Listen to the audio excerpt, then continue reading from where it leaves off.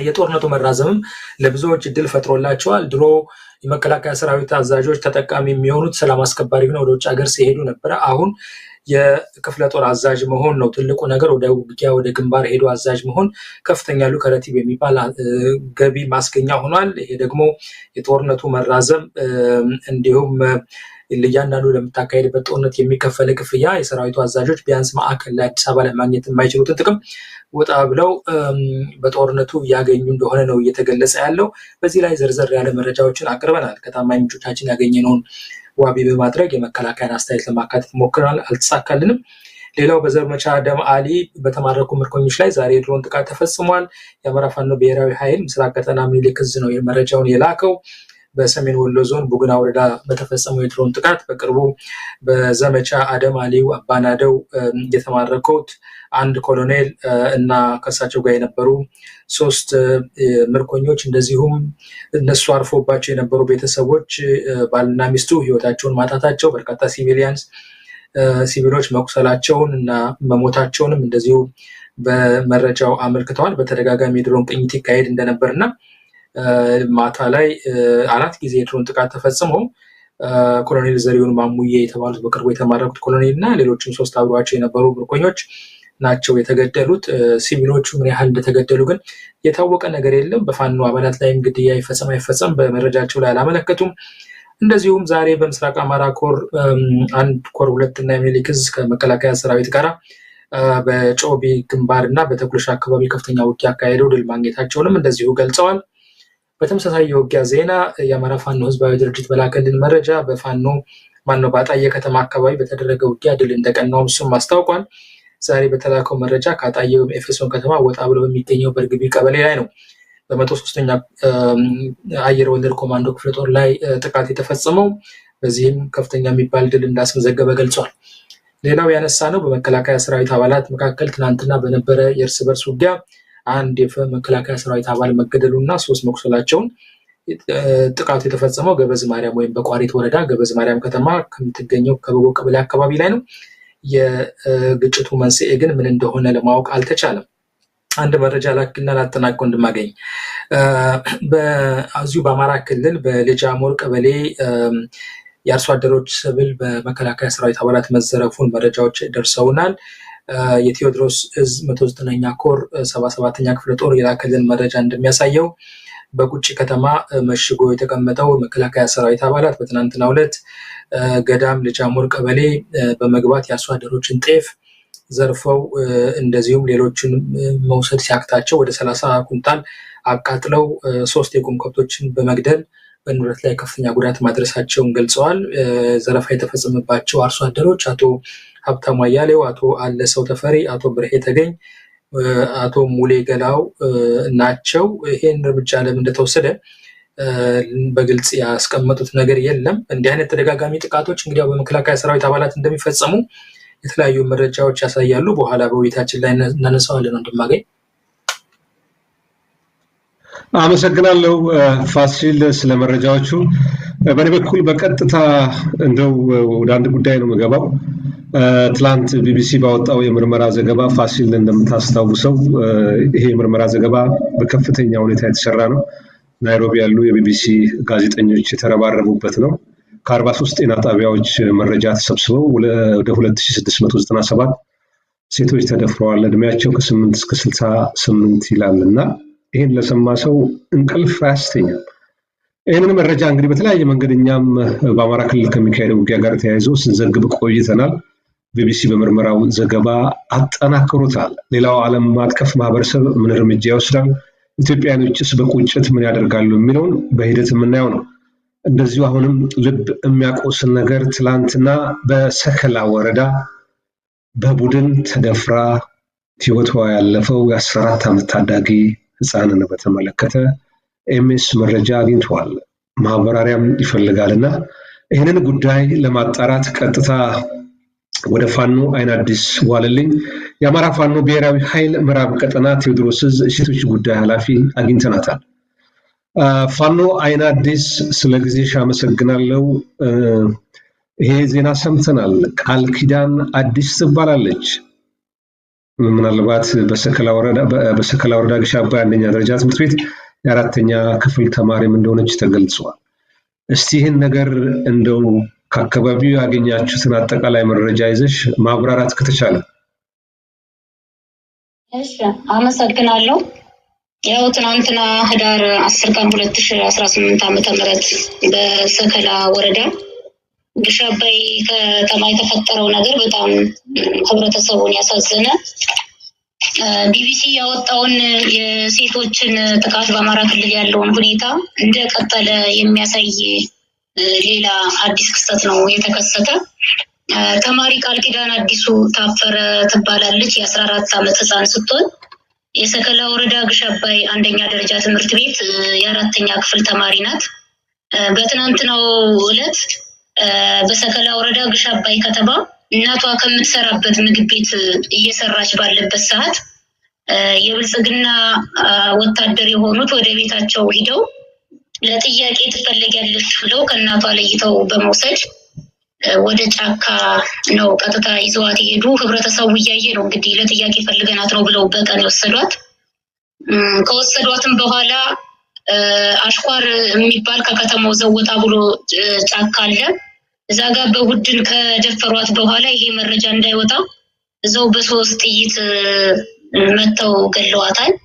በኋላም አካሏን በጩቤ በመውጋት በአሰቃቂ ሁኔታ ነው እንግዲህ ህይወቷ እንዲያልፍ አድርገው ከዛ ደግሞ የጭካኔ በትራቸውን ያሳዩት ማለት ነው። ይህ ነው እንግዲህ በጣም የተደረገው ነገር። ሁልጊዜም በዕለት ተዕለት የሚያደርጉት ተግባር ነው። ትናንትና ሰከላ ላይ የተፈጸመው ደግሞ ይሄ ነው። ይሄ ድርጊት ነው የተፈጸመው። ቃል ኪዳን እንግዲህ 14 ዓመት ታዳጊ ህፃን ነች። ከወላጆቿ ተነጥቃ ወደ ጫካ ከተወሰደች በኋላ ምናልባት አስከሬኑ የተገኘው ትላንትና ሆኖ ነው። ይሄ ድርጊት ሲፈጸም ያው በአካሏ ላይ የሚታይ ነገር አለ። በጥይት ተመታም ከሆነ ቤተሰብ አስከሬኑን አግኝቶ አሁን የቀብር ስነስርዓቱ ተፈጽሟል።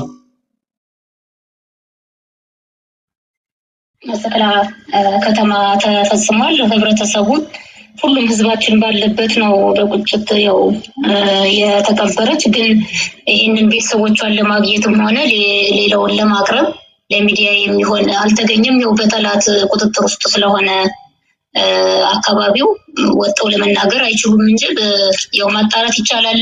በህዝብ በቀል የተፈጸመ ነገር ስለሆነ ትናንትና ይሄ ድርጊት ተፈጸመ፣ ዛሬ ቀብሯ ተፈጽሟል ማለት ነው። የእህታችን ቀብሯ እዛው ከሰላ ከተማ ውስጥ የተፈጸመው? አዎ እዛው ነው የተፈጸመ። ቤተሰቦቿም እዛው ነው ያሉ። ምናልባት እቺ 14 ዓመት ታዳጊ ህፃን ለጥያቄ ትፈልጋለች ብለው የወሰዷት ከምን አንጻር ነው?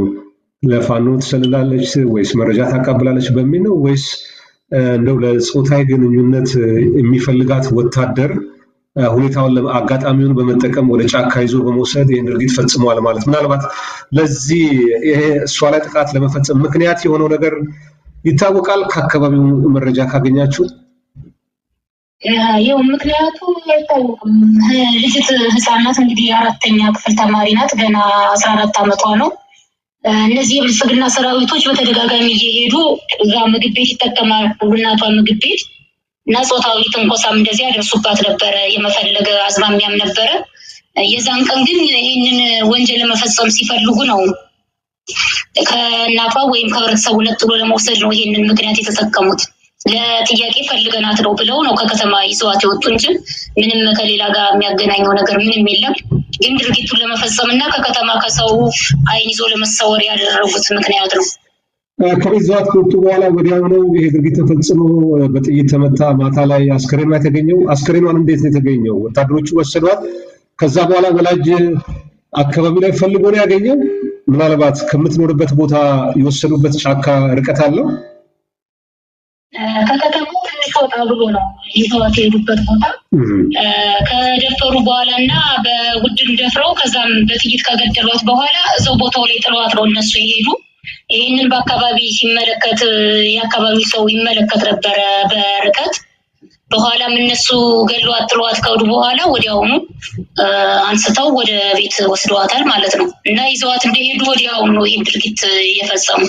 ከቤት ይዘዋት ሲሄዱ ከከተማ ማህበረሰቡም እያየ ነበረ። ከዛም የወሰዱበት ጫካ ብዙም ከህብረተሰቡ የራቅ አልነበረም። ከከተማ ወጣ ብሎን የነበረ እና ይህን ድርጊት ሲፈጽሙም የአካባቢው ማህበረሰብ በርቀት ሆኖ እየተከታተለ ነበር። ግን ያው ማዳን አልቻሉም የእህታችንን ነፍስ።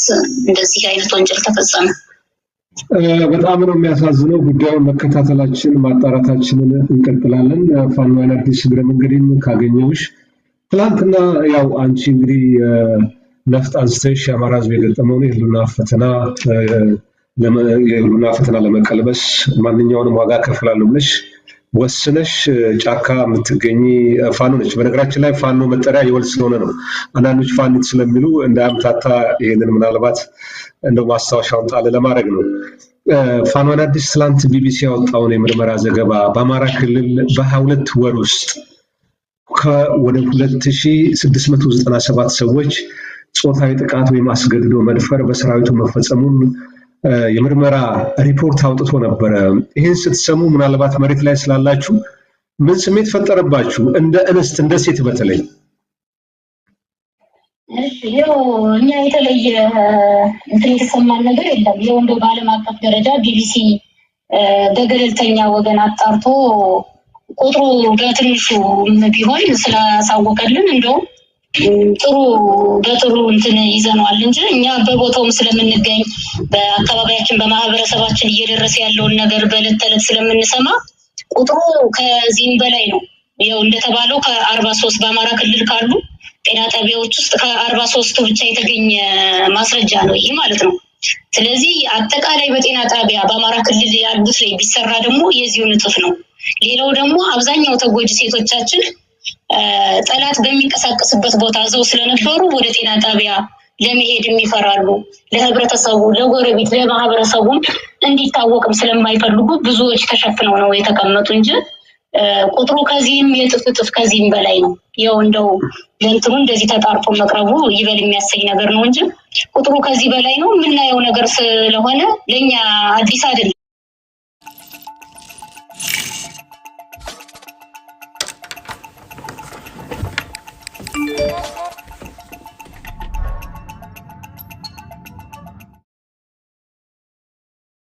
ቁጥሩ በዚሁ የመንግስት የብልጽግና ስርዓት አሁንም እያደረገው ነገር ያለው ነገር ለኛ አዲስ አይደለም።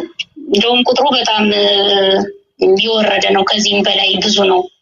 ብዙ ድርጊት ነው እየተፈጸመ ያለ። ከመደፈርም ያለፈ እስከ ሞት ድረስ እየተረሸኑ ነው ሴቶች። ስለዚህ ቁጥር በጣም ትንሽ ነው። ያው ተጣርቶ መቅረቡ ነው እንጂ በጣም ከዚህ የበለጠ በጣም የጥፍጥፍ ነው የሚሆን። በጣም አመሰግናለሁ። ፋኖ አዲስ ዋለልኝ የአማራ ፋኖ ብሔራዊ ኃይል ምዕራብ ቀጠና ሴቶች ጉዳይ ኃላፊ፣ በዚህ ጉዳይ ቀርበሽ ለሰጠሽው ማብራሪያ በኤምኤስ ተመልካች ስም ከልብ አመሰግናለሁ። እሺ እኔም አመሰግናለሁ። መልካም ፋሲል፣ ውይይታችንን እንቀጥል። እንግዲህ ፋኖ አዲስ ዋለልኝ የአማራ ፋኖ በጎጃም በተለይ ታጋይ ነች፣ አመራር ነች። መሬት ላይ ያለውን መረጃ ቃልኪዳን አዲሱ ታፈረ የ14 ዓመት ታዳጊ ህፃን እንዴት ተደፍራ በጥይት እንደተገደለች ነው መረጃውን የሰጠችን። ከአካባቢ ላይ መከላከያ ሰራዊት የተሰፈረበት ቦታ ስለሆነ ለማነጋገር ያደረግነው ጥረት እጅግ ፈታኝ ከባድ ነው። ድምጻቸው ሊወጣ እነሱም እንደ ቃልኪዳን ጣፋንታቸው ሊሆን ስለሚችል ምናልባት በቀጣይ ድምጻቸውንም ቀይረን የምናቀርብ ይሆናል። ለቤተሰቡ ከባድ ሀዘን ነው። ነፍሷን በአጸደ ገነት ያሳርፍልን፣ ለቤተሰብ መጽናናት ይስጥ። ግን እንዲህ ያለን እስከየት እንቀጥላለን ነው። ትላንት ቢቢሲን አነሳን፣ ዛሬ የቃልኪዳንን አነሳን። ነገ ከነገ ወዲያም ተመሳሳይ ድርጊቶች የተፈጸሙ የሚቀጥሉበት በተለይ ሰራዊት ውስጥ ያለው አወቃቀር ስውር ትርክቱ የፈጠራቸው በጣም ከባድ ብሔርተኝነት ስላለ ምናልባት ከጥላቻ ውጪ አንድን የማያውቃትን ሴት በዚህ ደረጃ እንዴት በደቦ ደፍረው የምትሰቃይን እንስት ታዳጊ ህፃን ከዛ በኋላ በጥይት ገሎ የሚሄድ የአይምሮ ውቅር ምን አይነት ነው የሚል ጥያቄ እንድናነሳ ነው የሚያደርገውና እግረ መንገዳችንን ወደ ሰራዊቱ አደረጃጀትም ይወስደናል። ፋሲል፣ በዚህም ላይ ምናልባት ስር የሰደደው ብሔርተኝነት ሙስናውንም የሰራዊቱ አባላት አሳፋሪ ተግባር እግረ መንገዳችን እያነሳን እንቀጥል። ፋሲል፣ አመሰግናለሁ ወንድማገኝ። በእህታችን ቃልኪዳን ላይ የደረሰው እንደዚሁም ትናንትና ቢቢሲ ባወጣው ሪፖርት ወደ 2600 በሚጠጉ እህቶቻችን ላይ የተፈጸመው አስገድዶ መደፈር እጅግ በጣም ልብን የሚያምነው እጅግ በጣም የጥቃት ስሜት እንዲሰማህ የሚያደርግ ነው። አረኖ አንዳንዱ ነገር በቃላት ለመግለጽ ይከብዳል። እውነት ለመናገር በተለይ በአማራ ክልል በሴቶች ላይ የሆነ ያለው ትናንት በትግራይ ክልል ውስጥ የተፈጸመው ይታወቃል። የዓለም አቀፍ መገናኛ ብዙሃን የዓለም አቀፍ የሰብአዊ መብት ተቋማት ሪፖርት ሲያደርጉት ነበረ። እስካሁንም ድረስ ለዛ ወንጀል ተጠያቂ የሆነ አካል የለም። አሁንም ደግሞ በአማራ ክልል ቅድም እህታችን አዲስ እንዳለችው 2600 ብቻ አይደለም፣ ከዚህ በብዙ እጥፍ የሚልቅ እጅግ በጣም አስነዋሪ ድርጊት በዚሁ በሰራዊቱ አባላት ተፈጽሟል። እና ቢቢሲም የዘገበው የተወሰነውን ብቻ ነው እንጂ እንዳለችው በሁሉም ጤና ክልል አካባቢ፣ በሁሉም ወረዳዎች፣ በሁሉም ቀበሌዎች፣ በተለይ በገጠሩ ደግሞ ምርመራ ቢካሄድ አይ ቲንክ ቁጥሩ ሁላችንም ልናስበው ከምንችለው በላይ ይመስለኛል። በጣም በጣም ከባድ ነው። የአማራ ሕዝብ በተለይ ደግሞ እህቶቻችን በዚህ ሰዓት እያሳለፉት ያለው ህይወት እጅግ በጣም የሲኦል የመከራ ህይወት ነው። ይሄ ሆን ተብሎ የሚፈጸም ነው ወይ ነው እንግዲህ የመጀመሪያው ጥያቄ። በእኔ ግምገማው በጣም ሲስተሚክ የሆነ ነው። የበቀል ስሜት አድርጌ ነው የማየው። ሌላ ምንም አልልም። እንደዚህ አይነት በጣም በጥላቻ የተሞሉ ምንም ማሰብ የማይችሉ ባሎኖች በክልል ውስጥ ተሰራጭተዋል። ስለዚህ ያንን የጥላቻ ውስጣቸው የተጠራቀመውን ጥላቻ የሚያስወጡት የተለያዩ የበቀል እርምጃዎችን በመውሰድ ነው። በንጹሐን ዜጎች ላይ ግድያ በመፈጸም ሴቶችን በመድፈርና በመሳሰሉት አስከፊ ወንጀሎች ነው። እንስሳትን ሳይቀር ያርዳሉ፣ እህል እያቃጠሉ ይሄዳሉ። ስለዚህ እነዚህ ኤቲክስ ምንድን ነው? የዓለም አቀፍን የጦር ህግ አክብረው ስራ የሚሰሩ ወይም የሚታገሉ አይደሉም፣ የሚዋጉም አይደሉም።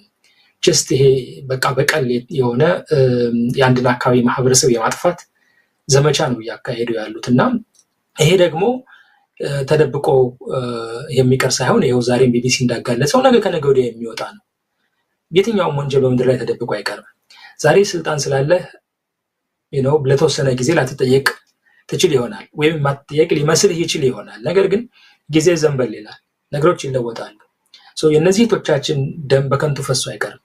የእናቶች እንባ በከንቱ ፈሶ አይቀርም። አንድ ቀን ይህን ሁሉ ትዕዛዝ የሰጠው ሰራዊት አዛዥ ይሁን አይቶ እንዳላየ ዝም ብሎ የሚያልፈውም ወይም ውሳኔ ያልወሰደው የሰራዊት አባል ሁሉ ይጠየቅበታል። የጊዜ ጉዳይ ነው። በጣም በጣም ጊዜ ዘንበል ካለ ነገሮች ሁሉ ይበላሻሉ። ምናልባት የዓለም አቀፉ ማህበረሰብ አሁን አይቶ እንዳላየ ሆኖ ዝም ሊል ይችላል። ነገር ግን ይሄ ሁሉ ዶኩመንትድ ነው። ይሄ ሁሉ ጊዜ ነው የሚጠብቀው። ስለዚህ አሁን ያሉት ይህን ድርጊት የሚፈጽሙ ባለስልጣናት፣ አዛዦች እና የድርጊቱ ፈጻሚዎች አንድ ቀን በህግ መጠየቃቸውና ዛሬ ላፈሰሱት ደምና ለማንኛውም ለፈጸሙት እጅግ በጣም ጸያፍ ድርጊት ተጠያቂ መሆናቸው አይቀርም። በነገራችን ላይ በኢትዮጵያ ውስጥ እጅግ በጣም የምንጸየፈው የማንደግፈው ግብረ ሰዶም በክልል ውስጥ ይፈጸማል። በወንዶች ላይ እንዲህ አይነት ድርጊት የፈጸሙ የሰራዊት አባላት አሉ። ወሎ ላይ እኛ ማቅረብ ስለከበደን ነው እንጂ ተደፍረው ሕክምና ላይ የተኙ ህፃናትን እናውቃለን። ወንዶች ይህ ሁሉ የተደረገው በመከላከያ ሰራዊት አባላት ምንድን ነው? የመከላከያ ሰራዊት አዛዦች መረጃው እንዳይወጣ ይሸፋፈን ብለው ብዙ ለመሸፋፈን የሞከሩት ነገር አለ። ይህን አበባው ታደሰ ያውቀዋል፣ ብርሃኑ ጁላ ያውቀዋል፣ በየክልሉ ያለው የሰራዊት አዛዥ ያውቀዋል። ለእነሱ የሚደርሰን መረጃ ለእኛም ይደርሰናል። ግን ብዙ ነገሮች በሚስጥር ተይዘዋል፣ ከባህሉም ጋር አብሮ ስለማሄድ እየተባለ ግን ይህም በአጠቃላይ የምናየው በቀል ነው። የበቀል እርምጃ ሲስተሚክ የሆነ ነው፣ ሆን ተብሎ የሚፈጸም ነው። ስለዚህ ተጠያቂ መሆናቸው አይቀርም፣ የጊዜ ጉዳይ ነው። ከሁሉም በላይ ግን የዓለም አቀፉ ማህበረሰብ ወይም ሌላ ነገር ሁልጊዜ ፖለቲካል ኢንተረስታቸውን ያያሉ። አይ ነው አሁን ለጊዜው ነገሮችን ሊሻፍኑ ይችላሉ፣ ግን ለህልውናው እየታገለው ያለው ኃይል ጥርሱን ነክሶ በእህቶቹ ላይ የሚፈጸመው ሰቆቃ እንዲያቆም እስከ መጨረሻው ታግሎ የሚያሸንፍ ከሆነ ነገ ከነገ ወዲያ እነዚህ ሰዎች ተጠያቂ ይሆናሉ።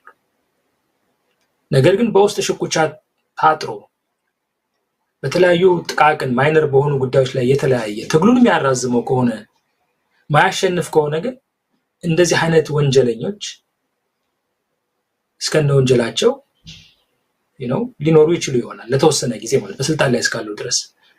ስለዚህ ቶሎ በፍጥነት እነዚህ ወንጀለኞች ተጠያቂ እንዲሆኑ ማሸነፍ ብቸኛው አማራጭ ነው። ብቸኛው ሌላ ምንም አማራጭ የለም። ከአብይ አህመድ አገዛዝና አገዛዙን ከሚያስጠብቁ መከላከያ ሰራዊት አዛዦች ፍትህን አጠብቅ፣ ፍትህን ከሚደፍር አካል ፍትህን አጠብቅም። the first place እነዚህ ሰዎች ፍትህ ይሰጣሉ ብሎ ማመን is impossible. of course ነገ ከነገ ወዲያ ዓለም አቀፉ ማህበረሰብ ጠይቅ ይችላል፣ ግን ዋናው በእጅህ ነው ያለው። ማሸነፍ ነው ያለብህ፣ መታገል ነው ያለብህ። ስታሸንፍ ነገ ከነገ ወዲያ ፍትህን ለማረጋገጥ እድሉ ይኖርሃል። ያን ጊዜ በየቦታው የተሽሎክልኮ እንዲህ አይነት ወንጀል የፈጸመው ሁሉ በየትኛውም ዓለም ቢገባ የሚያመልጥበት እድል አይኖርም።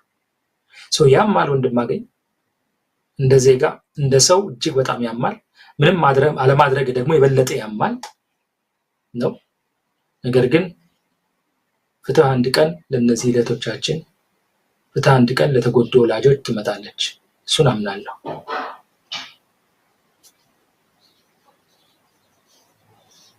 ወደ ሰራዊቱ እናልፋለን። ምናልባት ኢትዮጵያ ውስጥ ብዙ ሴቶች ጉዳይ የሚንቀሳቀሱ አካላት አሉና የቢቢሲ ዘገባ ከወጣ በኋላ እኛን በተለያየ መንገድ ሊፈርጁ ይችላሉ። መረጃውን ሰምተው ማጣራት የነሱ ፋንታ ነው። ነገር ግን ድምጻቸው የጠፉ መዓት ግለሰቦች፣ ቡድኖች፣ ማህበራዊ አንቂዎች፣ ተጽዕኖ ፈጣሪዎች አሉ። ሰምቶ እንዳልሰማ ይሆናል። ኢትዮጵያ የኪነ ጥበብ ባለሙያ ድምጻቸው የት ነው ያለው? አንዲት ልጅ ትግራይ ውስጥ አማራ ክልል ከዚህ ቀደም ጎጃም ላይ ተደፈረች ተብሎ እንደው ማህበራዊ ሚዲያም በሙሉ ይሄ ንቅናቄ ሞልቶት ነበር። በሺዎች የሚቆጠሩ በምርመራ ዘገባ ተጣርቶ ይሄው ተብሎ ዜናው ሲወጣ ምንም ስሜት የማይሰጠን ፍርሃት ነው፣ ድንዛዜ ነው፣ በጣም ግለኝነት ራሳችን ላይ ሰፍኖ ነው እኛ ላይ ድረስን በሚል ስሜት ነው። ይሄ የድርጊት ሰለባዎቹን ልክ እንደራሳችን ልጆች፣ እንደራሳችን እህቶች፣ እናቶች ብናስባቸው የሚያም ነገር አለው። አንድን ስርዓት ለማጠልሸት ለማጥፋት አይደለም የሰራዊቱን ስም። ሰራዊቱ ስሜ ጠለሸ ካለ በዚህ ድርጊት ተሳታፊ የሆኑትን የሰራዊት አባላት አደባባይ አውጥቶ ወታደራዊ እርምጃ ዲስፕሊን መውሰድ አለበት። ይሄን አላደረገም። አንድ ጊዜ አይደለም፣ ሁለት ጊዜ አይደለም። በአማራ ክልል ከ2015 ከ2017 ያውም የ22 ወር እኮ ነው። ከሐምሌ 2015 እስከ ግንቦት 2017 ነው። 22 ወር ነው። ወደ 2697 የአማራ ክልል የከፍተኛ ትምህርት ተቋማት ፎረም እንደዚሁ ከሐምሌ 2015 ከመስከረም 17 አጣርቶ ያወጣው መግለጫ አለ። እዛው አማራ ክልል 5000 በላይ ሴቶች ተደፍረው ወደ ሕክምና ተቋማት መሄዳቸውን አረጋግጠናል ብለዋል። ይህ ሁሉ የተሰማ የት ነው? ኢትዮጵያ ሴቶች የህግ ባለሙያዎች ማህበር፣ ኢትዮጵያ ሴቶች ጉዳይ፣ የህፃናት መብት ተሟጋቾች በውስጥም በውጭ ያላችሁ ድምጻችሁ ተለግሟል፣ ጠፍቷል። አንዳንድ ጋዜጠኞች፣ ቲክቶከር ላይ የምትጠቀሙ ሰዎች፣ በተለይ እህቶቻችን ለነዚህ እህቶቻችሁ ድምጻችሁ ነው። አንዳንዶች እኮ ሻይ ቤት ላይ ይሸጡ የነበሩ የ18 ዓመት ታዳጊ ህፃን ነች። በኢትዮጵያ ኦርቶዶክስ ቤተክርስቲያን እኔ ማገባት የምፈልገው በክብር በተክሊል ነው ያለች አንድ ድንግል በደሙ ተደፍራ ሜዳ ላይ ጥለዋት ወታደሮቹ ቤተሰብ ሄዶ ያገኛት። ይህን ሰምተን ምንም እንዳልተፈጠረ መቁጠር በራሱ ያስተዛዝባል። ፋሲል ይህንን ካል የማያቋርጥ ድምጾች በዶክመንተሪም ይመጣሉ፣ ይሰራሉ። ይህን ድርጊት የፈጸሙ ሰዎች ለፍርድ ሳይቀርቡ እንቅልፋችንን አንተኛም የምትሉ አክቲቪስቶች፣ ፖለቲከኞች መውጣት አለባቸው። እኛ አንተኛም። እውነቱን ለመናገር እኔ ሴት ልጅ ስላለችኝ በዛ ባይምሮ ያንን እያሰብኩ ይሄ ጥቃት እሷ ላይ ደርሶ ቢሆን ኖሮ እንቅልፍ ይወስደኛል። እያንዳንዳችሁ ቤት እስኪገባ ትጠብቃላችሁ። ይሄንን የጋራ ድምጽ ያስፈልጋችኋል። መደፈሩ ብቻ አይደለም፣ ከተደፈሩ በኋላ አደባባይ መውጣት አልቻሉም፣ ትምህርት ቤት መሄድ አልቻሉም፣ ቤተክርስቲያን መሄድ አልቻሉም፣ መስጊድ መሄድ አልቻሉም። የስነ ልቦና ስብራቱን ቀላል አይደለም። ምናልባት ሊያስፈራ ይችል ይሆን አይዱን ነው አላውቅም። የስነ ልቦና ሐኪሞች አሉ የምናውቃቸው ኢትዮጵያ ውስጥ ያላችሁ እንደነ ዶክተር ማነው ዘውዴ ምናምን አንድ ሚዲያ ላይ ይወጣ ይናገራል። የቀድሞው የጂጂ እህት ባል ጥሩ ተናጋሪ ነው፣ ስነ ልቦና ባለሙያ እንደሆነ ይሰማል። ሌሎችም ሴት ንስቶች ካላችሁ በአማራ ክልል የተደፈሩ እህቶቻችንን እናቶቻችንን ጎብኟቸው። በሙያችሁ የስነ ልቦና ሕክምና ይፈልጋሉ። ይቅርታ ፋሲል ግን ወንዴ እዚህ ላይ አጭር ኮሜንት ላድርግ። እንዳልከው ነው። አይ ቲንክ አብዛኛው ወጣት አሁንማ ወጣቶች ሳይሆን ሽማግሌው ሙሉ እየከፋበት ነው። ጎልማሳው ሽማግሌው ጊዜውን እያጠፋ ያለው በማህበራዊ ሚዲያ ተራ ወሬ ትርኪ ምርኪ የሆነ ለሀገር በማይጠቅም በአብዛኛው መጤ በሆኑ ባህሎች የሚፈጸሙ ድርጊቶች ላይ ነው ማለት ትችላለህ። አንዳንድ ጊዜ ማህበራዊ ሚዲያውን ለመጎብኘትም በጣም ይቀፋሃል። ሰው የሚያወራው በጣም ተራ የሆኑ ነገሮች ነው ትኩረቱን እየሳቡ ያሉት። ኦፍኮርስ እንዲህ አይነት ነገሮች ትኩረት ይስባሉ። ያው የሰውም ተፈጥሮ ሲሆን ሊሆን ይችላል። ግን እዚህ ገባ የማይባሉ አጀንዳዎች እነሱና በዛ ላይ አስተያየቶች ሲሰጡ ታያለህ።